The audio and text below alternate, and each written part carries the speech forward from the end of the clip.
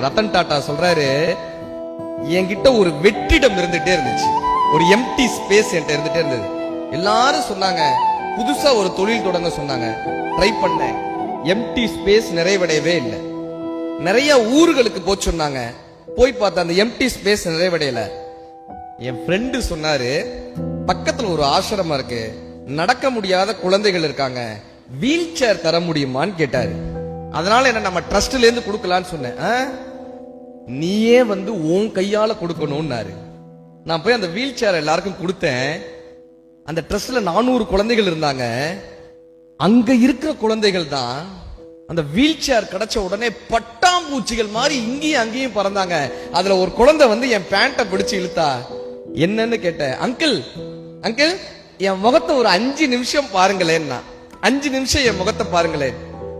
ஏமா பாருங்களேன். இவர் 5 நிமிஷம் முகத்தை பார்த்திருக்காரு. அந்த குழந்தை சொன்னாலாம், அங்கிள் நாளைக்கு நீங்களும் சொர்க்கத்துக்கு வருவீங்க, நானும் சொர்க்கத்துக்கு வருவேன், அப்போ உங்க முகம் மறந்துடக்கூடாதுல அங்கிள், அதுக்காக என்ன 5 நிமிஷம் பாருங்களேன்னு சொன்னேன். ரத்தன் டாடா சொல்கிறார், என்னிடம் இருந்த வெற்றிடம் எம்டி ஸ்பேஸ் அப்பொழுதுதான் நிறைவடைந்ததுன்னு. பணத்தினால் மட்டும் நமக்கு மகிழ்ச்சி வந்துருமானா வரவே வராது சார்.